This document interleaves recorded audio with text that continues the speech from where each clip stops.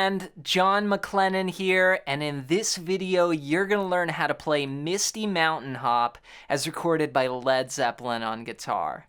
Now this is an awesome song that has some essential Jimmy Page guitar style techniques in it.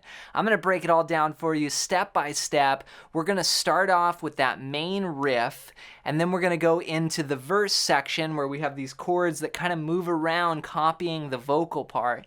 And then we have the chorus, and I'm also going to show you some bonus variations to the riff where Jimmy Page does some really cool string bending.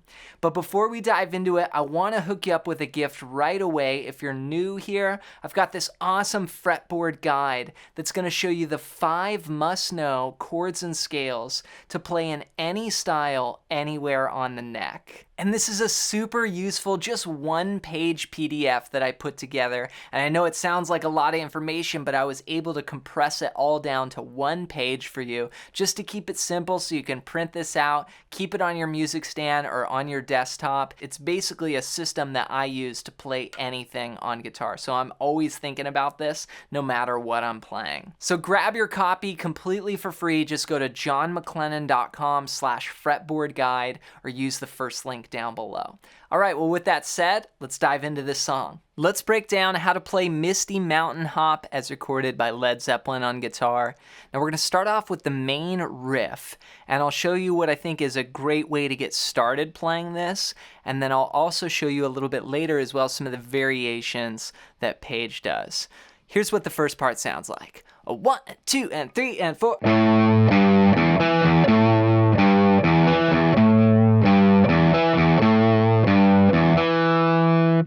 We're going to start out on the 5th fret of the low E. Then we'll go to the 3rd fret, then open. And those are the notes A, G, E. Then we'll go up the octave to another E here. This is the 2nd fret of the 4th string. Then we'll play the low E, and then jump back up to start the riff again.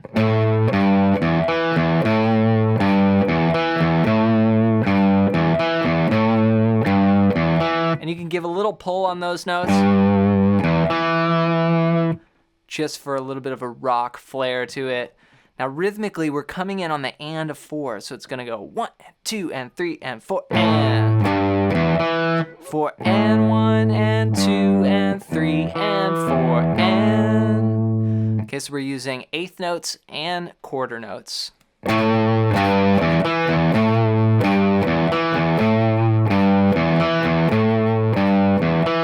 Now with the strum hand, I would probably play all downs for that. So just down, down.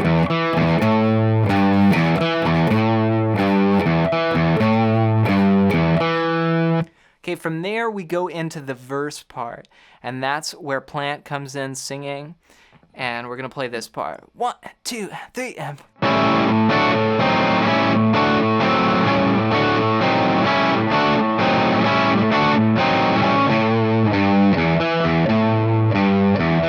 Then we tie it back in with that main riff. So we're using just a couple shapes here, and this part sort of walks around with the vocal melody, you know, walking in the park, that part. So what I'm playing here is a couple shapes. The first one, it's really all based around an A7, this first shape. It's open, 5th string, and then 5 on the 4th string, 6 on the 3rd string, and 5 on the 2nd string. Then I'm going to go up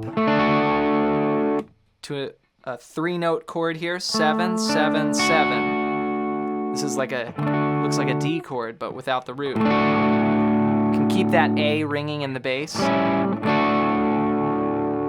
So I'm just using my ring finger to bar down and cover 7 on the 4th, 3rd, and 2nd strings.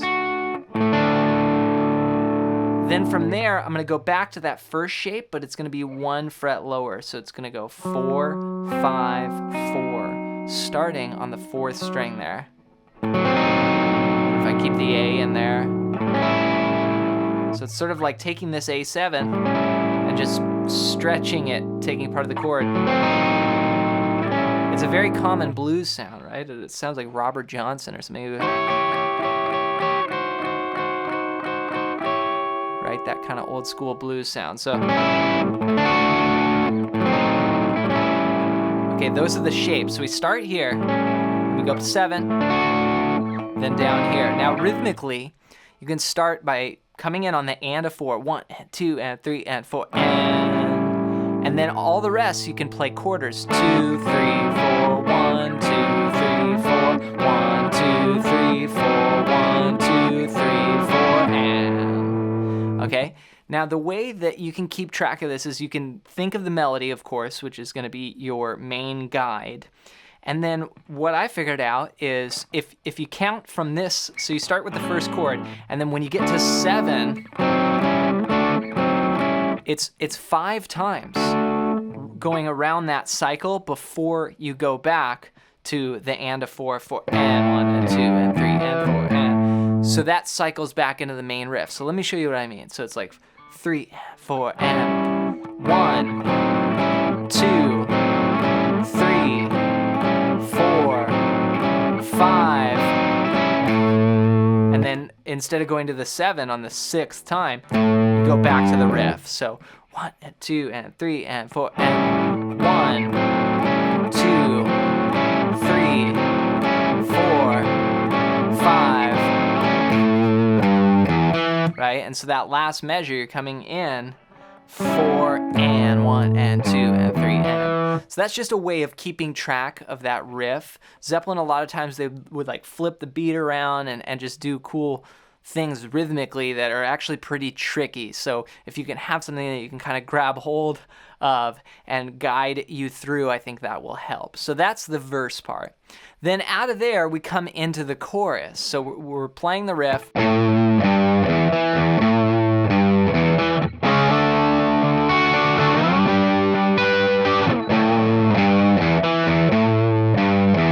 So this chorus part goes, okay, we use some bar chords here.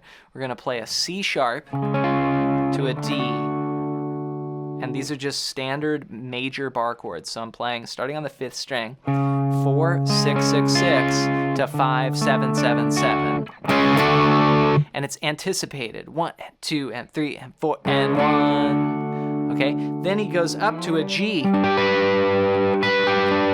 which is the same chord, just bringing it all the way up to the 10th fret. So index on the 10th fret, and then 12, 12, 12. Then you come out of this.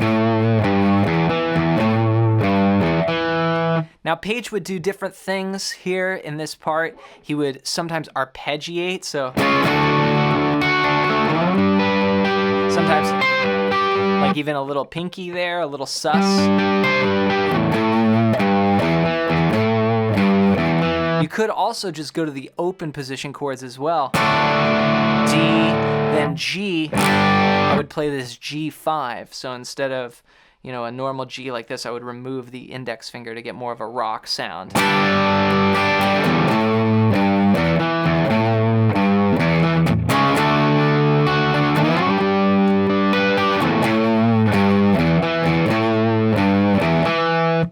All right, so let me show you a couple of those variations that I mentioned. So we have the main riff, and this is to the main riff, right? That's probably one of the most practical ways to play it, is the first way that I showed you. Now, sometimes Page would do this thing where he would bend into, like if he had, you know, a lot of these riffs like Livin', Lovin', Made and, you know, Heartbreaker, they're in the key of A, you know? So you can have this A chord with one finger. But he would do this thing where he would like play the A and he would bend that low G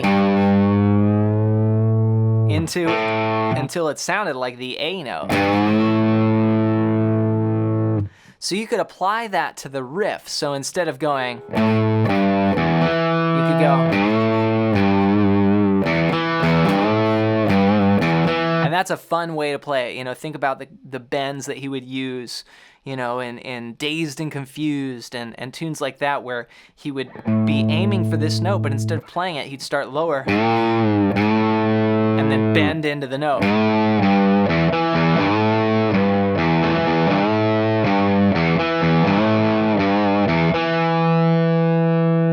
Another variation that Page would use live is he would bend into the E note of the riff. So that would sound like this. 3 and 4.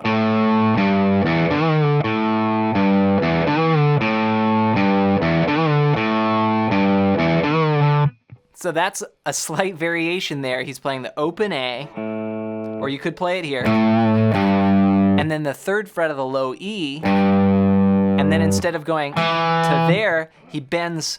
Remember, this note is E, which also could be played here. So he bends a whole step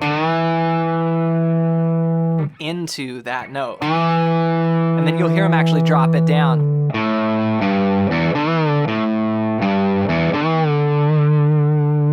Congrats on making it through this classic Led Zeppelin tune. Be sure to take your time with all those different parts, from the main riff to the arpeggio picking, and then of course that part in the verse that sort of mirrors the vocal line. Just take it slow, work it out step by step, and then when you're ready, try and play it along with the recording. And to help you even more, be sure to download my fretboard guide at the first link down below. And this is going to show you the 5 must-know chords and scales to play in any style, anywhere on the neck. And it's just a super useful one-page PDF. I put all of this information on one page for you so you can print it out and keep it as a super handy resource. And like I said, this is the system and the way that I think about playing anything on guitar. So grab your copy completely for free. Just go to johnmaclennan.com/fretboard guide or use the first link down below. And before you go, leave a comment and let me know your #1 song that you would like to see me teach here next on the channel. Thanks for your support with the videos, and we'll see you in another one real soon.